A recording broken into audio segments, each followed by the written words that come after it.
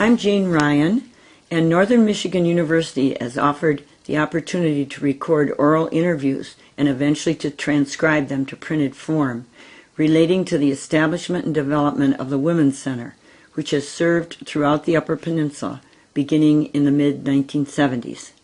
Funding and other issues have forced the Women's Center to narrow its focus a bit from those early years, but it continues as an important resource for the community and is located on South Front Street in Marquette, Michigan.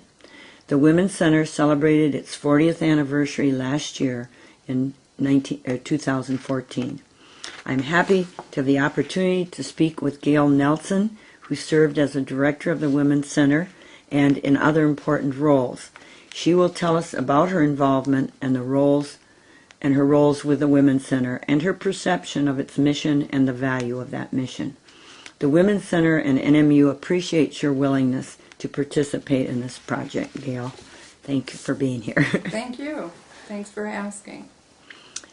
Would you like to begin? Just give us a little your personal history in terms of your education and career things, and then lead it.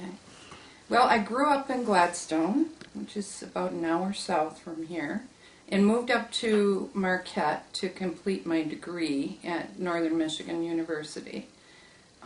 At the time, I wanted to get some type of a social work job, but I didn't have a clue. I thought maybe substance abuse might be where I'd want to go, and but it's not where I really ended.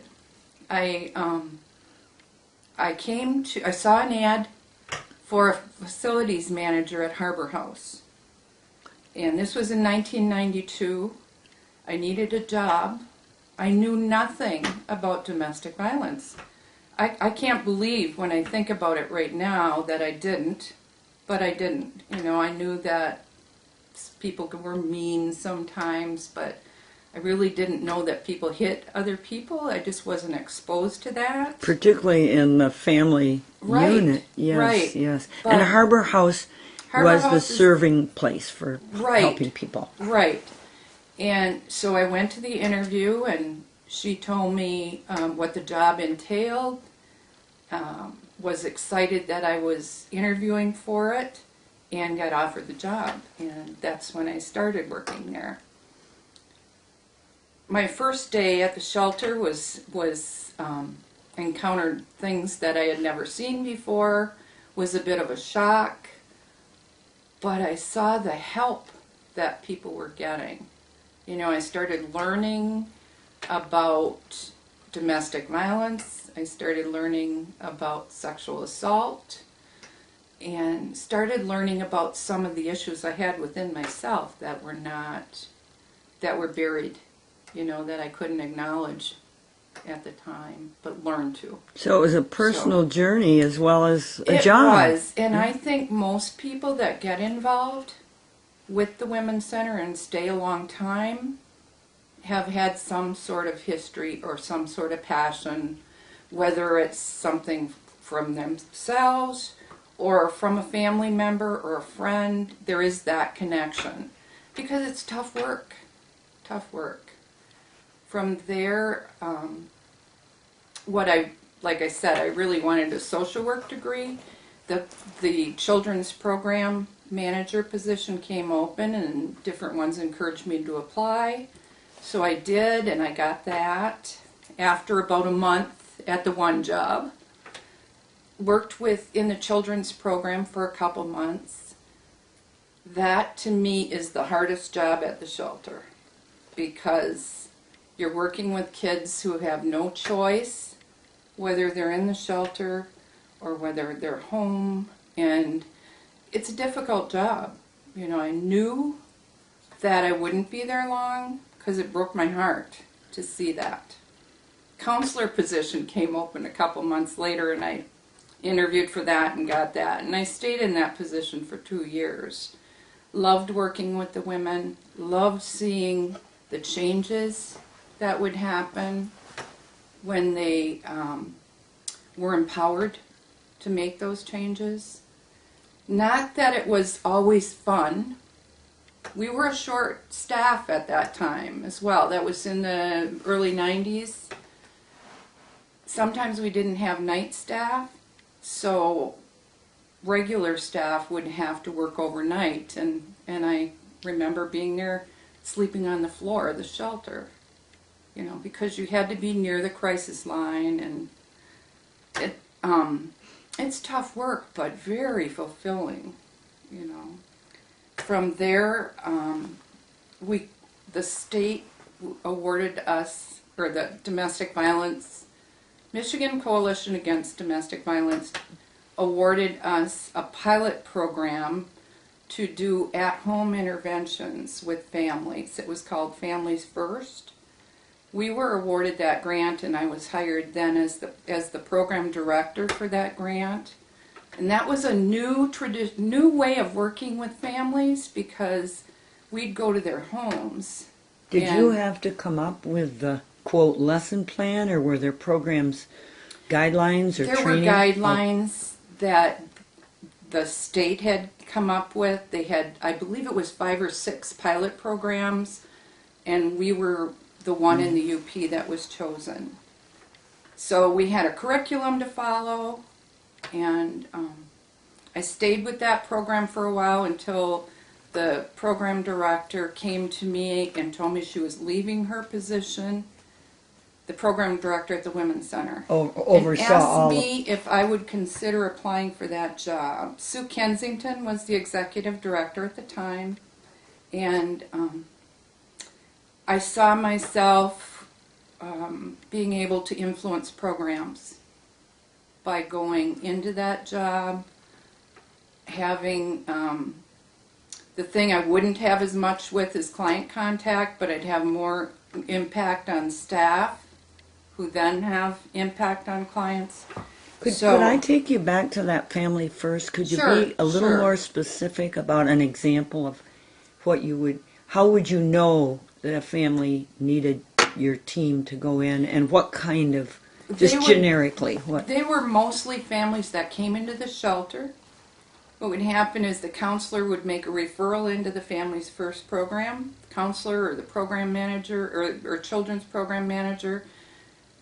We would meet with the family and interview them, find out what their goals were, and if their goals were independent living, we'd help them get set up. So we'd work with them for, I think it was about 6 weeks. Could have been longer. I'm a little fuzzy because it was quite a few years ago.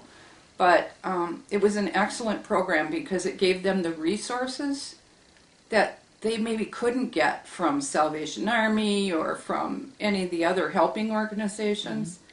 We had the money to give to these clients to pay rent for a while, to get set up with utilities, sometimes to help them with transportation. It was just a great program. Did most of the people have work ultimately, or were you also steering them into careers or training? Right. Some had positions, and some would get enrolled in school. We'd have some funding to help them with that, or at least we could mentor them towards that. And so when you say Families First, what comes into my head is trying to reunite families where there'd been issues, but you weren't necessarily doing that. No. You were trying to help part of the family that needed to launch again. Right. Yeah. Well, and the family formed a new family, but one who was looking for safety. And that was a big concern for us at first, was how are we going to go in there and work with an abusive man or abusive female and try to keep that family together when that might not be the best option, Yeah. I don't know that if we ever had a family that we had to, confront that with. Right. So most often it was people who were looking to establish a violence-free home, and that often was without their abuser. So. Okay, that was obviously the most typical right. situation. Okay, right. I steered you back, That's okay. But come on. That's so okay. Now you're overall program director. Yes, I'm program director under Sue Kensington, and we worked very well together. We have a lot of laughs about some of the days. we have tears about some of the days. You know, like I said, it's hard work. Were newest programs developed then at that time, or just? Yes, one of the things we did was we got a call from a friend of ours at Michigan State, Dr. Lori Post, and she said, "Look, there's this $1.5 million grant from CDC that they're going to put out." And CDC is? That's the... Is it substance abuse? No. CDC is the Health department. Yeah. Okay. And she asked if we would be interested in going in on them and partnering in on the grant. So we said, well, why not? So Sue and I climbed into the car and drove down to Michigan State, and I think we stayed there for a week and a half maybe, and wrote that grant with them. And amazingly, we got awarded the grant. It was $1.5 million. So it was a big thing for the Women's Center. It enabled us to do a coordinated community response and establish that coalition where we worked with law enforcement and attorneys and anyone else who would encounter victims of domestic violence and families. We also were able to provide child therapy that we couldn't provide in the past.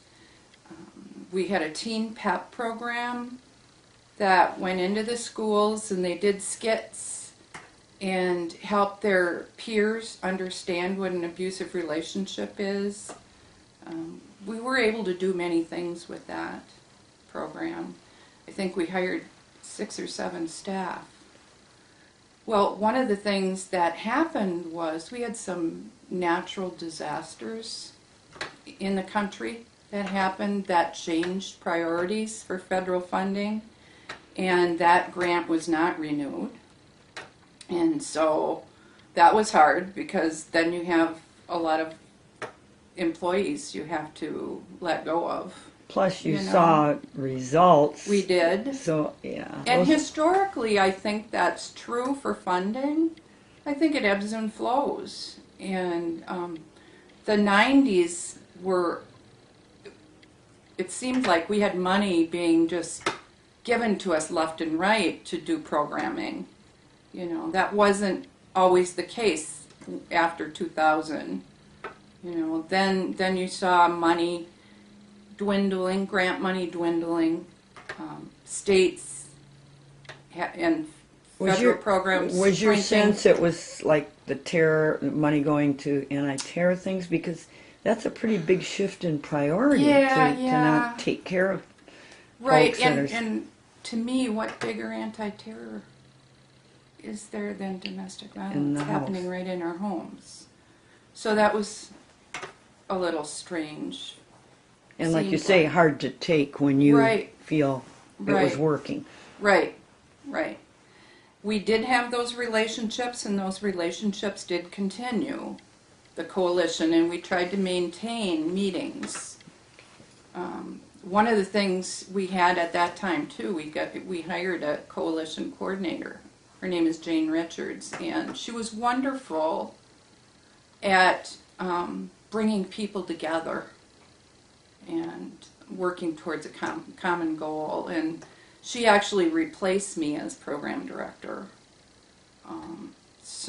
When you moved up? When I moved up, we were able to it was all kind of around the same time, and she applied for the position, and we hired her. Is she still in the community? She's not. She lives out in Arizona. Okay, we're still adding to our list of people to interview. She would be someone you might want to contact. Yeah. Yeah, because get her to she come worked back for to a number of years. I would think she would. So, let me see. In the 2000s too, we had to be quite creative with funding. You know, we got some foundational funding that we hadn't in the past. We got a Mary Kay Ash grant and Avon grant, and that helped us with some money for clients. It helped us pay for a resource advocate position.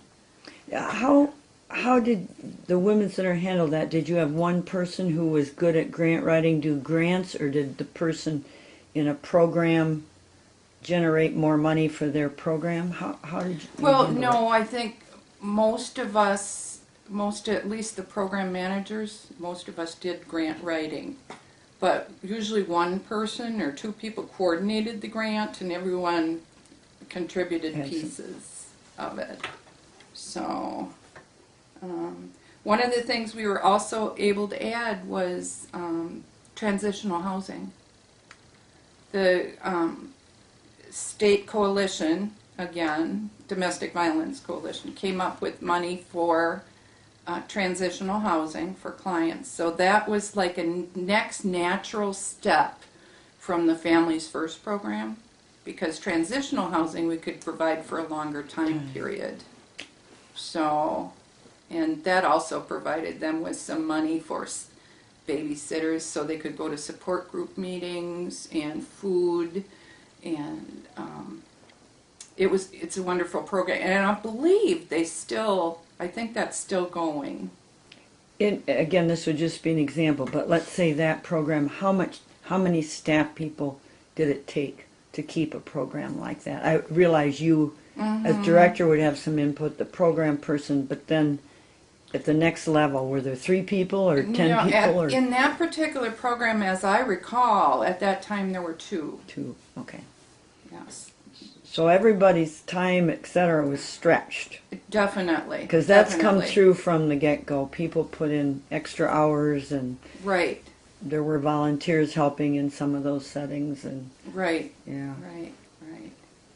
And aside from all the fundraising that an agency has to do, that can be time-consuming as well. Yeah. So, were there still support groups going on in the 90s and early 2000s? Oh, yes. That was ongoing It's throughout? ongoing. That's not stopped. Also, one of the things we did, I believe it was in 95 or 97, we were able to open an office in Alger County, and that office is still open today, as far as I understand. My understanding is they're rejuvenating it. It was really, if it was there, it was just minimal, where, because I had some friends living there, they're working on fundraising and things. So I think, as we speak, I think it's being boosted. And at one time, we were able to have 2 full-time employees there. One for sexual assault and one for domestic violence. And now I think there might be 1 employee doing both. So, and that is, when funding ebbs and flows, I think you have that.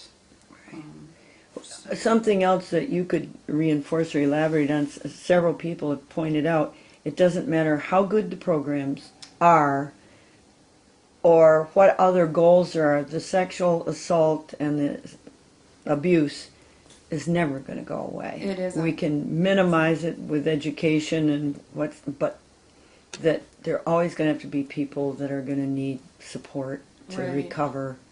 One of my dreams was always that the Women's Center would be a museum where people could go and say, people used to live like this. People hurt each other, and that community would be shocked and amazed. That's a great thing to remember. I like that. And I don't see that happening, but that's a goal. That's reaching for that. Far goal. Yeah. Trying to think if I answered your question. I think, what would you personally be the most proud of in terms of your contribution or role? Or I think I didn't find the new shelter. Mm-hmm.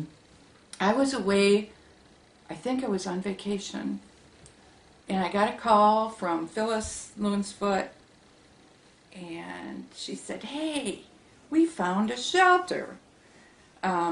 We had been looking for a good shelter for quite a few years. Even when Sue was there, we were looking and just never found anything that really met our needs. We knew we had to move. We were not barrier accessible. So that was a big issue. I mean, if we had someone who needed barrier-free living, we had to put that person up in a motel. That's not a good idea. It's not safe, nor is it friendly. I mean, who wants to sit in a motel room? So anyway, after a long search, a shelter was found. And she said it's in the perfect location. It's right across from the courthouse, right across from the police department. And we thought, wow.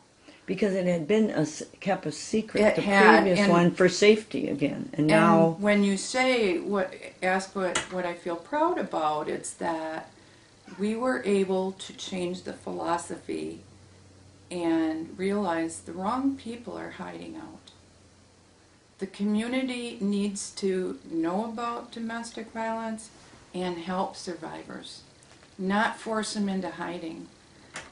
Many of the abusive people knew where the shelter was, so we were keeping it a secret from the people who needed it. And so becoming an advertised location, I think, is the best, in my opinion, is the best way to go. Yeah. so you could be a part of that. Yeah. Right. And it hasn't lived up to expectation?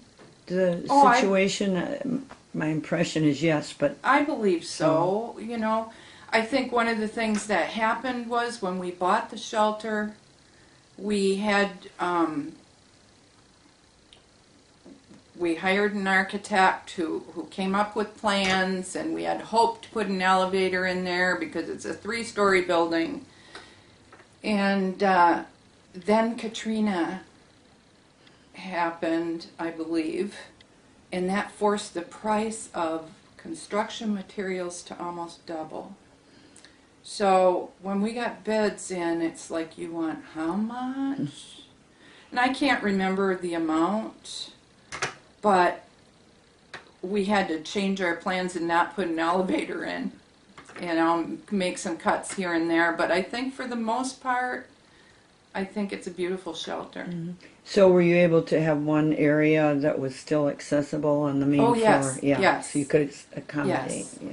Cool. Yes, there was a suite down on the bottom floor, and there was a ramp. I believe Kiwanis came in and built the ramp, and the community kind of pulled together, and Phyllis Loonsfoot organized work groups. We all did the painting ourselves.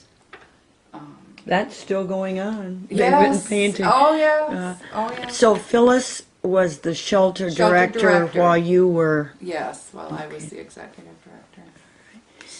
So how long was your term, and how, not term really, but how long did you serve, and then what prompted your leaving? Well, I worked at the Women's Center for 16 years.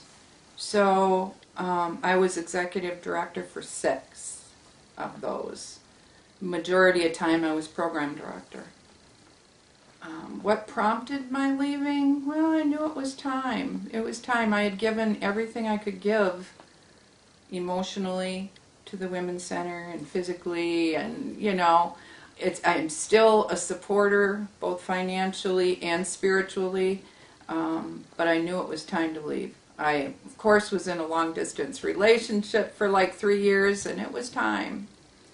That's a common theme, right, for people who worked, well, in general probably, but in this work, there is a point at which you kind of have worn out what you can do. Mm-hmm. I think another thing that we were able to do is we had a board member who started a resale shop in the Women's Center. And it was called the Booty Q, which was a little controversial. But what she wanted to do was she wanted to have a resale shop that women could come to and get interview clothing, and or clients could come to and get clothing. We had it all over the offices at one point at the Women's Center. But it was kind of put into some office space that we had rented out in the past. So it was a small area. One of the things that happened, of course, is with funding drying up, Well, Johnson Printing had rented for us for a number of years, quite a few years, I don't know how many, but they had decided they needed to relocate. Bingo stopped. Bingo, at one time, which was a boon for the Women's Center, it provided like $80,000 one year. In the end, it was draining our revenue. We were in the hole running our bingo. Why that was, I don't know if it was the smoking, if it was, the gaming, I don't know. I was going to say the casinos were opening. I remember it became an issue for any group that used to rely on it. Right, and it just did not make sense to keep that going. I had a committee that looked at the issue, and we decided, we have to do something different. We relocated, when Johnson Printing left, we relocated Pack Rats over into Johnson's printing space. Well, I think it was over there for a couple years and was able to double its revenue moving them. And when the back became open because of ending of bingo, we decided the best thing to do at that point was to move the resale shop in the back. So now it's a revenue source as well as serving people who need reasonably priced interviews. And clients are able to go there and get a voucher where they can shop and get clothing for their children, sometimes furniture. But it also is open to the public, and they accept donations, and it's tax deductible. So please donate to Pack Rats. It's a good place to shop. I buy stuff there. Lots of fun. So, yeah. So that was during your term. So you saw a lot of change. Yeah. A lot of change. Now, from your contacts and just your awareness, how do you see things going? And are there things? Well, you've actually mentioned some, but do you have thoughts on what you think the next stages are for these organizations? Well, there's a critical need for the Women's Center in Harbor House.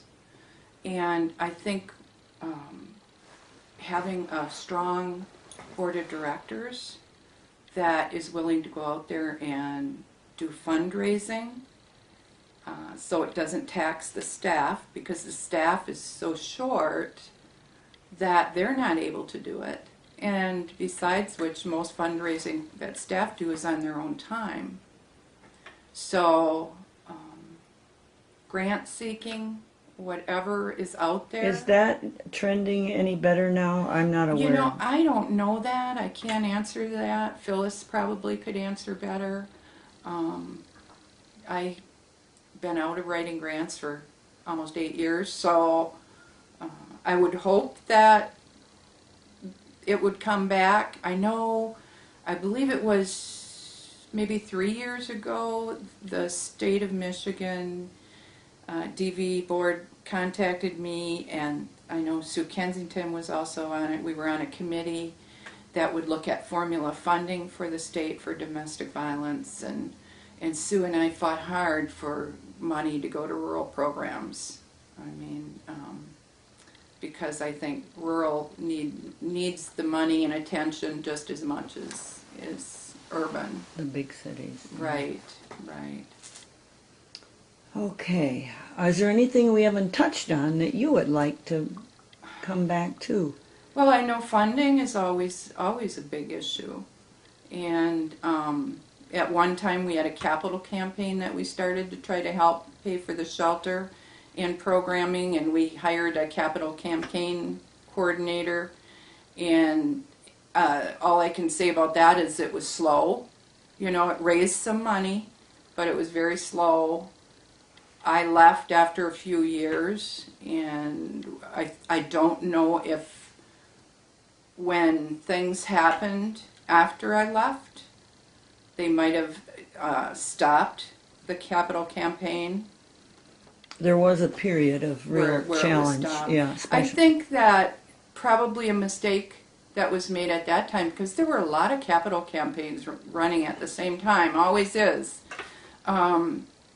probably went too lofty. I think it was like 1.5 million or something. If we would have just looked at doing one for Harbor House, it might have been better. I think we had some people who were stronger donors for Harbor House than for the Women's Center. I think there's always kind of been that. Want to funnel their Right. monies. Right. But So ongoing creativity for the Ongoing. funding issues. Yeah. I think one other thing we saw happen, and perhaps you could add her to your list if you don't have her, is Deb Molitor. She was, I believe, the last chair of the Spouse Abuse Shelter Board. And that was a board that was established to more or less they ran Harbor House for a number of years. And then they just, after the Women's Center took over the running of Harbor House, they became a raising board for the Women's Center. But that also stopped. They dissolved that when Harbor House was sold. And Deb could give you probably quite a bit because of we've had a lot of mention of it, but we haven't had that as a main focus. Right. So yeah, is she in the community? Do you know? Her and her, I don't know if they still do, but they used to own the Brownstone. Oh, sure. Yeah. Oh, I Yeah. didn't ever connect the two. Right. All right. Right.